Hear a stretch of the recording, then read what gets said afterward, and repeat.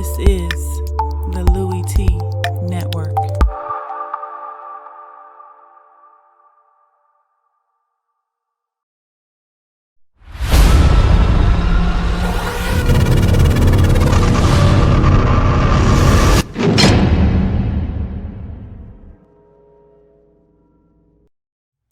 Who else could it be but me, your man, Louie Tee? Welcome. You are here in the lab room, lockdown coverage, wall-to-wall coverage of the National Football League, covering the entire league like a blanket, covering the Week 1 matchup between the Minnesota Vikings and the Tennessee Titans. A lot of intrigue in this football game for a number of different reasons. Looking at the Minnesota Vikings, no Teddy Bridgewater. How are they going to react to that? Can Shaun Hill get them through Week 1 without a hiccup versus this Tennessee Titans team that has made a number of different moves to upgrade this roster? They played well in the preseason. Will that transfer over into the regular season? So a lot of different things that we should have been looking for in this football game.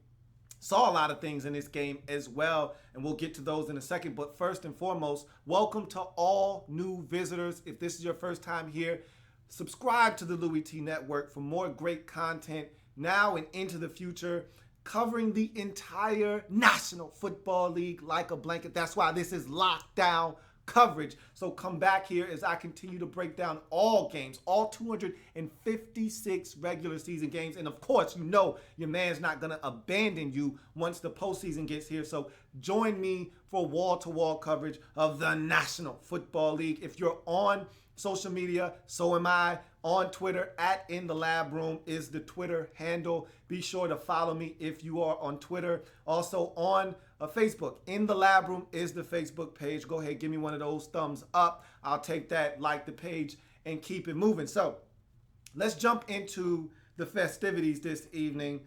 And this Vikings football team taking on the Tennessee Titans. Likes, dislikes, any banana in the tailpipes from this football game for me. And of course, always like to start with the likes and that of the visiting team being the Minnesota Vikings. Let's jump into the Vikings and their first half likes from me in this ball game. There weren't many because the Vikings struggled mightily in the first half of this football game. Stefon Diggs, though, Swag Dizzle, as I like to call him, is a beast at the wide receiver position. He's coming into his own. We saw this last year, and it's just starting to really manifest itself into big playmaking ability. He was one of the lone bright spots along with Kyle Rudolph in that first half for the Minnesota Vikings. He's also on my likes list as well. I thought both of those guys did their thing in the passing game, didn't amount to any points, and I'll talk about why that is a little bit later on. But I thought Kyle Rudolph made some plays, got yards after the catch. So did Stefon Diggs. Those guys really were the whole offense in the first half of this game because there was no ground game. We'll talk about that in a second as well. Shaun Hill is on my likes list, and really, Shaun Hill, much like Stefon Diggs, much like Kyle Rudolph, to me, this isn't just a first half thing. These were guys that I looked upon as likes for the entire game. I thought Shaun Hill came out, managed the game well, which is all you wanted him to do. Look, you're playing the Tennessee Titans, all right? And even though the Titans have made some upgrades to this roster, and we saw that in this game, and we'll talk about that, they're still the Titans. And I talked about this when I broke down the AFC South, that look, the Vikings were going to disrespect them in their house, just like the Packers are going to do it later on in this season. It sucks that this couldn't have been the Bears that they were playing in this game, because with the performance that they came to the ballpark with yesterday, they could have won that game against the Lions or against the Bears. They just weren't going to be good enough to beat the Minnesota Vikings. It wasn't going to be good enough to beat the Green Bay Packers. And so I felt like all they had to do in Minnesota in this football game was show up, don't turn the football over, don't help the Tennessee Titans out. You'll find a way to win the game because your defense will generate some turnovers. And that they did. The Titans self-destructed in the second half. We'll get to that. But Shaun Hill didn't try to play outside of himself. He didn't try to overdo anything. He didn't try to go and be He-Man. Was no hero ball necessary. He understood that. He went out and he managed the football game, and that's all they needed from him. Now, that's not going to be good enough moving forward. You're not going to beat the Green Bay Packers with Shaun Hill managing the game in week 2. You're going to need some plays to be made. But for this particular week, Shaun Hill managing the game was just fine, and I thought he did that in this football game. Let's go to the lights for the Tennessee Titans in the first half. Derrick Henry and DeMarco Murray are the first guys that jumped out at me in terms of the lights. And it wasn't just running the football. I thought DeMarco Murray set the tone early in this game with a couple of nice runs to the outside where he was able to cut it back, stick his foot in the ground, and lower his shoulder and get extra yardage in typical DeMarco Murray fashion. However, I thought they were even more impactful in the passing game out of the backfield. Derrick Henry with a catch, then like 3 cutbacks against the grain and making guys miss. And it was a dynamic run for a guy that we know has the ability to be dynamic. And it's good to see Derrick Henry getting out in space, using his size and the speed that I think is very underrated to make a big play in the passing game for the Tennessee Titans. We saw DeMarco Murray catching the football out of the backfield as well. Had a big catch right before the half, down by the sideline to convert on a 3rd down. And then the next play, he's out in the flats on a nice misdirection play where he comes across the formation. Mariota finds him in the flats, and he dives over a defender to get into the end zone to give the Titans a 10-0 lead at the halftime break. So I thought that those two backs were more impactful in the passing game than they were in the running game. That's good to see that they can be good outlets out of the backfield for Marcus Mariota. Todd Sharpe. I've heard Titans fans talk about Todd Sharpe all off season long about how dynamic this guy's going to be for their passing game, and he looked the part in this game. 7 grabs, over 70 yards. He's going to be a guy that Marcus Mariota looks to as this season continues on. He's going to be the main target there, and you saw that in this game. You saw it in the preseason, and I think that's something that has been solidified with this first game is that Todd Sharpe is here to stay, and he's a guy that's going to get the football, and he can do some things. A couple of tough catches in traffic, just like we saw at UMass in college. It's not always going to be a bunch of separation with him, but he has sticky, tough hands that will allow him to come down with the football even when he's in traffic. The run defense, probably the single most thing that I was impressed with was the run defense of this Titans football team. My goodness. Now, I will say, they came in with the mindset, and this was the right mindset to have. I don't know why more teams don't do this. They came in with the mindset of, we're not letting Adrian Peterson beat us. No way. Anybody but him, okay? So what they did was they said, okay, Shaun Hill, I dare you. I double dog dare you. Matter of fact, I triple dog dare you to beat us with your right arm, man. Go ahead, do it. I bet you can't do it. I know you can't do it. And so what they said was, we're going to stack this box. We're going to stack it up like bricks. And we're going to be here for the running game. And when you decide to hand it off to number 28, it's going to be 3-4 of us in his grill immediately. Not going to let him get going. Not going to let him start so he can start running dudes over and making people miss. Nah, we're going to stop that in the backfield before it even gets going. It was Jarrell Casey and company. They were smothering him in the backfield. Williamson and company, those guys were all over the backfield. 19 carries, 31 yards, no production at all whatsoever for Adrian Peterson and this run game. And give some credit to the Titans up front. And again, give some credit to that Titans defensive staff, Dick LeBeau and company, making a conscious decision to shut the run game down. And they've got the horses up front to do that. And I thought they did a phenomenal job of making the Vikings essentially one-dimensional in this game. It's a shame that that wasn't enough to win them this ball game, but the offense let them down in the second half. Let's get to the dislikes for the first half of both of these teams. Start with Minnesota. Shaun Hill missing Stephon Diggs on a touchdown. Had everyone beat, was behind the secondary, was in the end zone, and Shaun Hill overshot him by about 3 yards in the end zone. If he connects with him, it's a touchdown. Instead, they had to settle for a Blair Walsh field goal that he missed from 37 yards out. We'll talk about that in a second. But if you're Shaun Hill, they don't ask you to do much. But when somebody's open, all we ask is that you hit him. He didn't do that in his football game. He missed wide open Stephon Diggs for a touchdown over the middle of the field. Blair Walsh, let's jump on this because I'm starting to get worried about Blair Walsh, man. I remember when he first came into the league, he was a phenomenon along with young Jeezy, booming kicks from all over the field, 50, 53, 55. It didn't matter. Blair Walsh was money. Now, all of a sudden, his confidence seems to waver from week to week. We know about the playoff loss last year. In the preseason, he wasn't all that great. I'm looking at him now, and I'm still scratching my head as to who are you? No, seriously, who are you, bruh? 37 yards? Really? We missing 37 yarders now? Also missed a 56-yarder, but that's 56 yards. Okay, I get that. But you used to make 56 yarders look routine. And now all of a sudden 37 is a tough task and 56 is a chore for you. I just don't know if I have the confidence I once did in Blair Walsh. And I'm pretty sure Vikings fans feel the same way with Blair Walsh. It was good to see him knock some home in the second half. We'll still talk about him in the second half when we get there, however. But he did miss 2 field goals, which had the deficit at 10 at halftime at 10-0 at the midpoint of this football game. Let's get to the Titans and my dislikes for them in the first half. Titans getting too cute for me with their play calling. I know they claimed they wanted to put some Oregon plays into the playbook. But look, okay, you want to do that? Do it on 1st and 10. Do it on 2nd and 7. On 3rd and 1, I don't need the cute stuff, okay? You got a 250-pound back in the backfield. How about you just turn around and hand him the football on 3rd and 1 and not come with this little cutesy, oh, I'm going to fake the quarterback sneak and then throw it backwards 3 yards and get tackled for a 3-yard loss on 3rd and 1. How about you don't do that? That was, to me, poor play calling. Killed the little bit of momentum that you had in the ball game. You were forced to punt.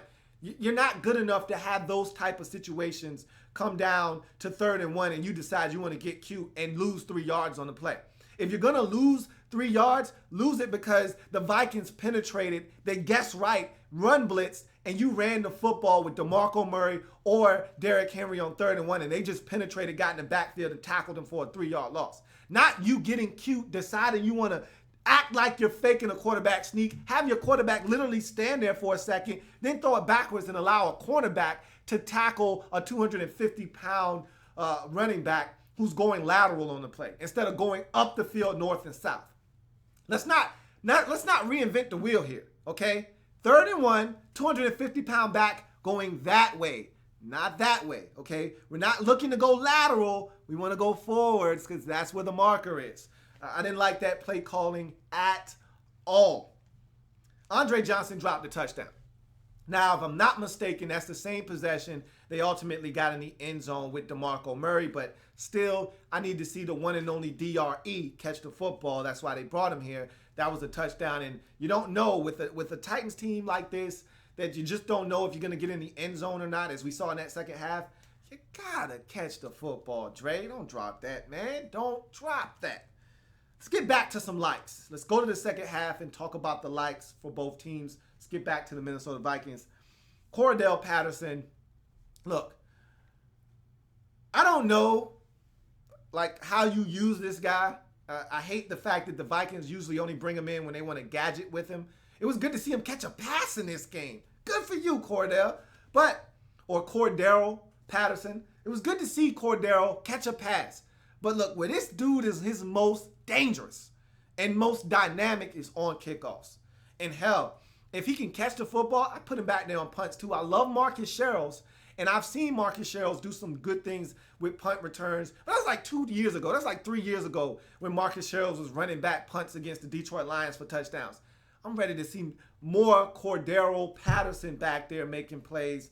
He did it again. Opening kickoff of the second half. Gave the Vikings some great field position. And they actually got a field goal off of it. And that was good for them because they were struggling to score points. They needed that kind of jump start to the second half. They got it via Cordero Patterson, who was able to give them a jump start with his kick return, and it was a beauty. Blair Walsh finally making some kicks of 50, 45, 33, and 30 yards in this football game in the second half to really give the Vikings a little bit of a boost as the defense would do the rest of the dirty work and heavy lifting. But We're not out of the Blair Walsh woods yet. We got another gripe to pick with him a little bit later on in the game, but he did knock home 4 field goals in the second half. Let's get to this Vikings defense because that's where this game was won. And that's how I figured it would end up being when it was all said and done. I said, look, Shaun Hill doesn't need to be special in this game. If Adrian Peterson can't do it, and the Titans had made up their mind before the game started that he wasn't going to do it, good for them, then this defense was going to have to do it. And they stepped up in this game. Everson Griffin, I thought he had a strong game even though there were no sacks. I don't even know if he had a tackle for loss, but he was in the backfield. He was impactful. Taylor Lewan struggled with him on the day. He was the one that forced the errant throw on the 77-yard Eric Kendricks pick six, getting inside and making a play and making Mariota make a quicker decision than he wanted to. Eric Kendricks, I just talked about his pick six. He was all over the field like a madman as well. Danielle Hunter scooping up the mesh handoff fumble and scoring with that. He's an athletic freak. We know about him out of LSU.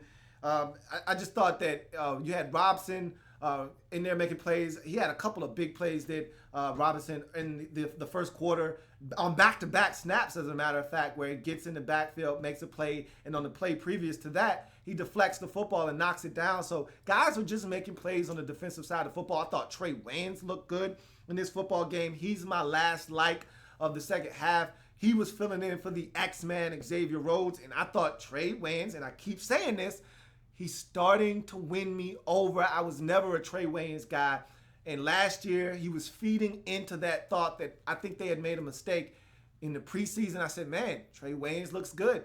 Looks like my man Zim Zimmer got his hands on him, and he's starting to do magic. And now all of a sudden, Trey Waynes looks like a viable candidate to start opposite of the X-Man Xavier Rhodes. He thought he played well. A great tackle in the open field. I talked about this already. On 3rd and 1 on Derrick Henry to stop him for a 3-yard loss and force a punt. Had some good plays out in coverage. Thought Trey Waynes acquitted himself well in this football game when called upon in duty. Let's go to the likes for the second half for the Tennessee Titans, and there's only one.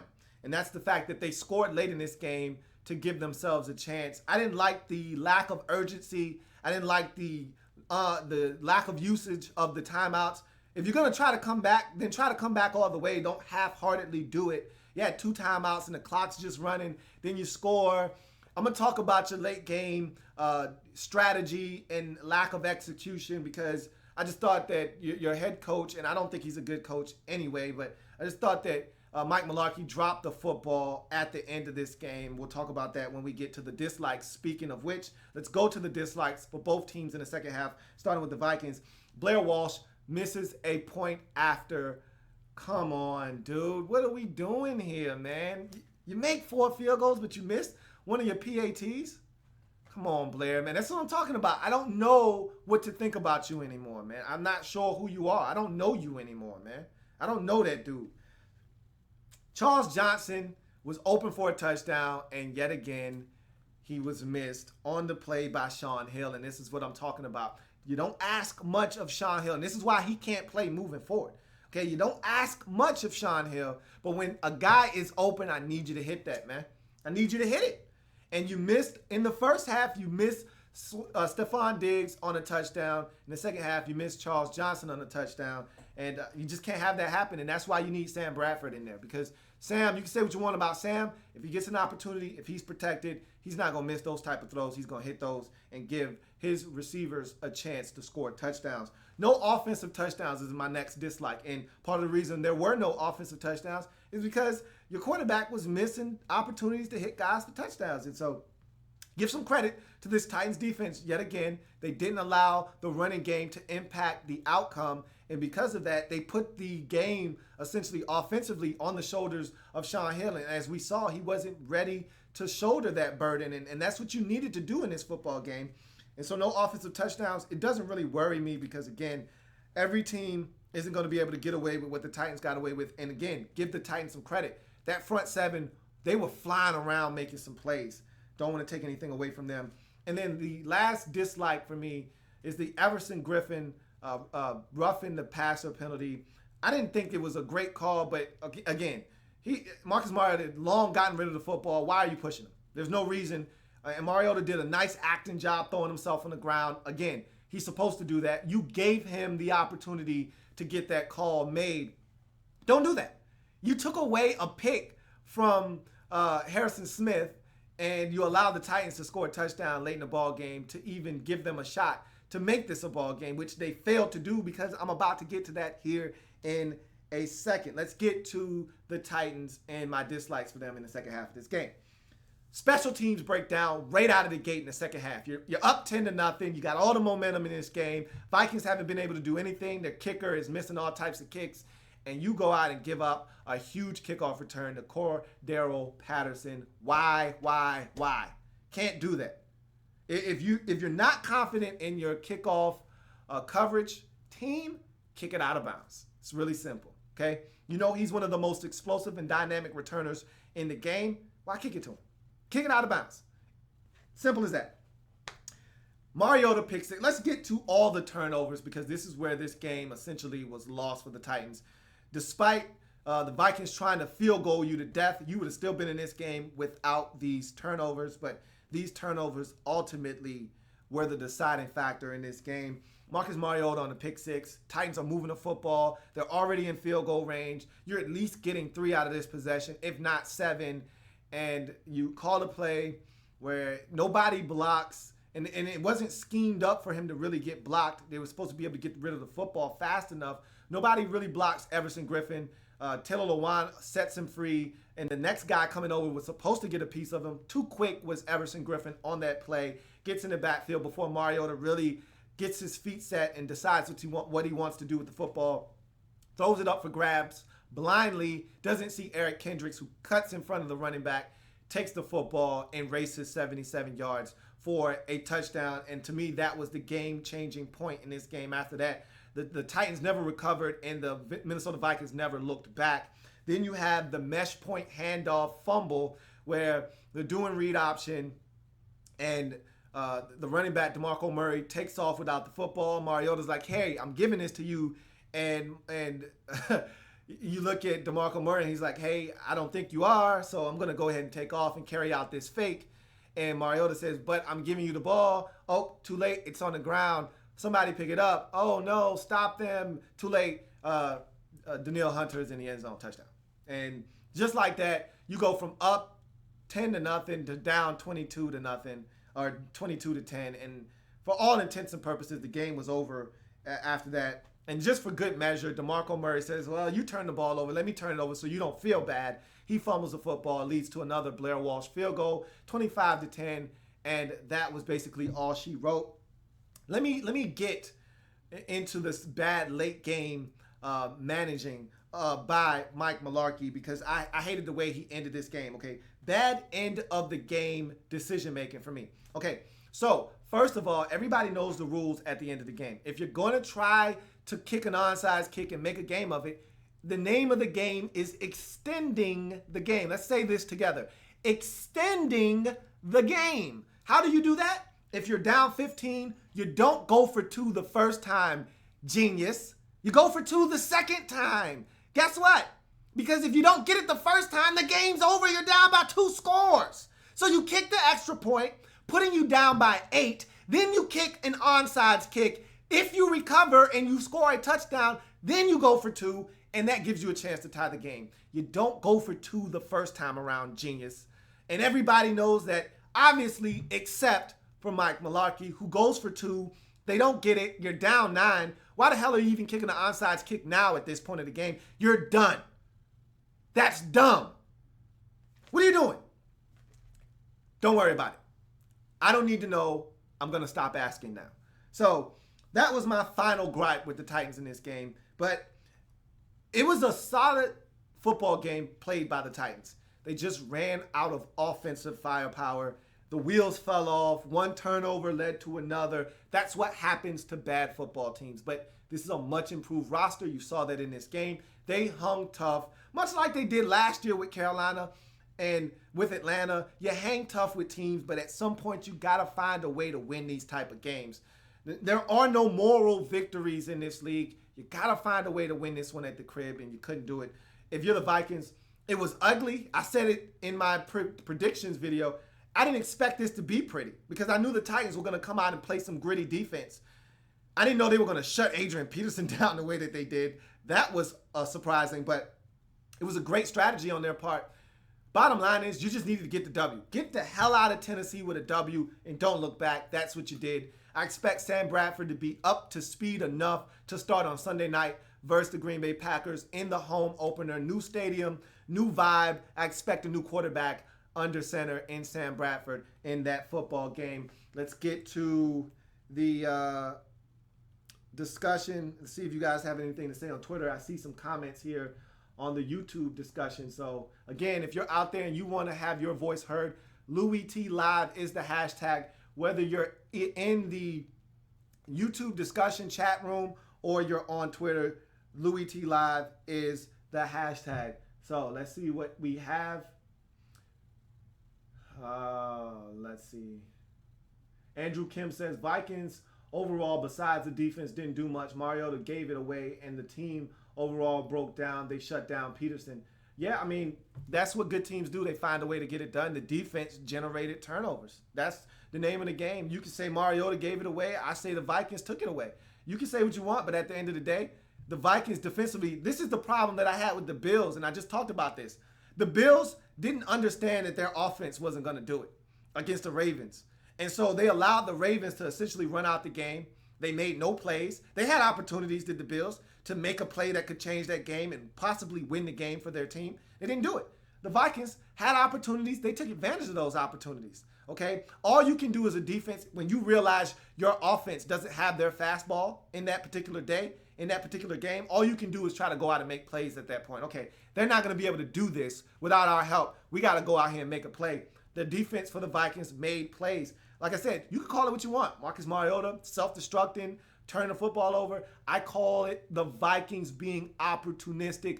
Opportunities presented themselves. They took full advantage, put points on the scoreboard when they knew their offense wasn't going to on this afternoon. See what else you guys have to say. And looks like that is it. So with no more comments there or on Twitter, that's going to do it for this episode of Lockdown Coverage. Tennessee Titans hosting the Minnesota Vikings. If it happens in the National Football League, whether big or small, we cover it all here in the lab room. Come back and join me as I continue to break down anything and everything in the National Football League. Remember, we're changing the game one live feed at a time. I will see you next time. Hey, I got Chiefs and Chargers. An epic finish there coming at you next. See you in a bit.